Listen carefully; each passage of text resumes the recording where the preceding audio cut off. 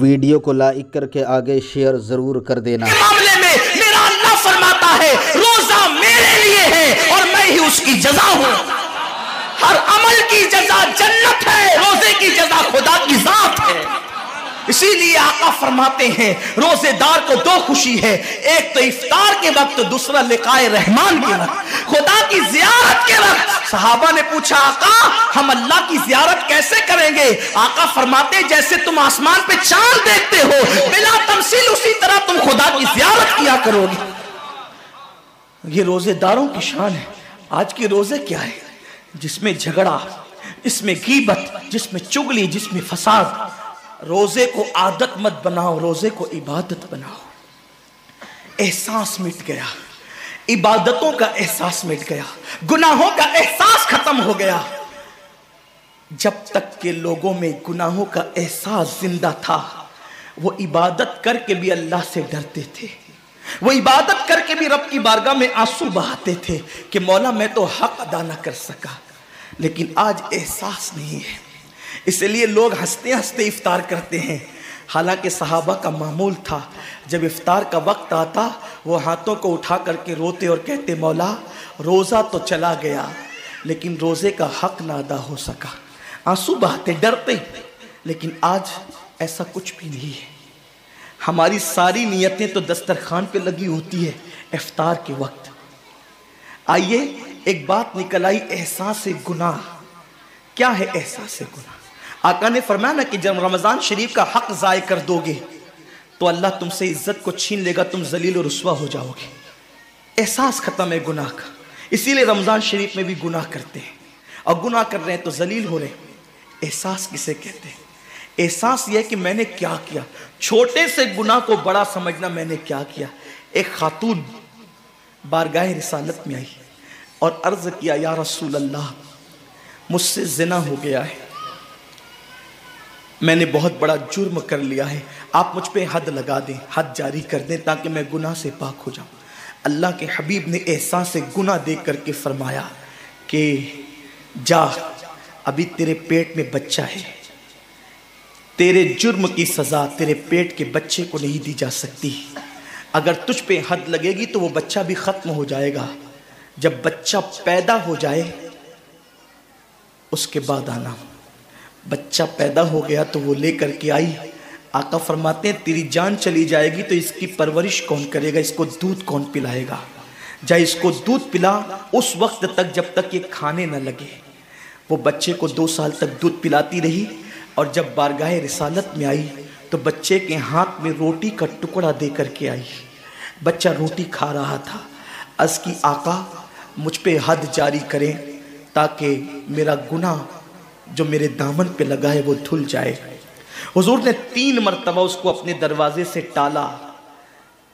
अगर कोई दूसरा होता उसको ढील दी जाती तो वो भाग जाता, दोबारा पलट करना आता। लेकिन एहसास से गुनाह था, गुनाह का एहसास था कि यहां गुनाह मिट जाए ताकि वहां जवाब देने से बच जाऊं। उस खातून ने 3री मरतबा हाजिरी दी, हुजूर अब मेरा बच्चा रोटी खाने लगा है, मुझ पे हद लगा दे ताकि मैं पाक हो जाऊं।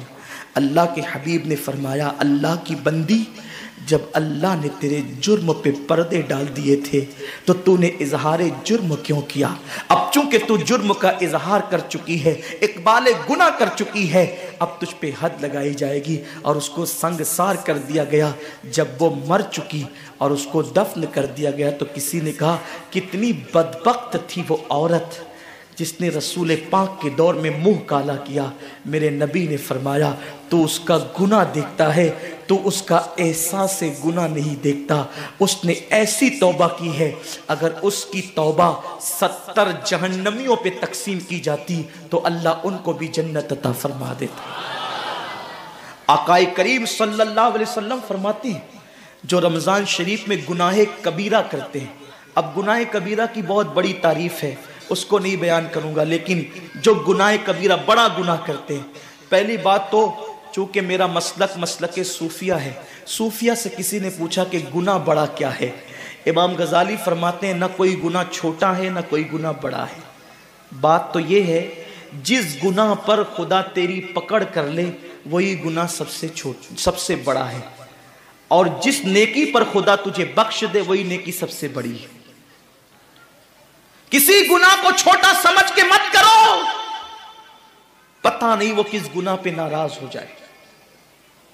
तो अल्लाह के हबीब सल्लल्लाहु अलैहि वसल्लम फरमाते हैं, जो रमजान शरीफ में बड़ा गुनाह, कबीरा गुनाह करते हैं, साल भर तक फरिश्ते उस पे लानत करते रहते हैं। और अगर उसी साल उसको मौत आ जाए, उसी साल जिसने माह रमजान में गुनाह कबीरा किया था, उसने बड़ा गुनाह किया था। अब बड़े बड़े गुनाहों को गिनाया गया। मिसाल के तौर पर किसी औरत पर गलत नियत से नजर डालना, यह गुनाह कबीरा है। झूठी कसम खाना, यह गुनाह कबीरा है। नाप तोल में कमी करना, यह गुनाह कबीरा है। किसी को देखकर उसका मजाक उड़ा के दिल दुखाना, यह गुनाह कबीरा है। किसी की अमानत में खयानत करना, यह गुनाह कबीरा है।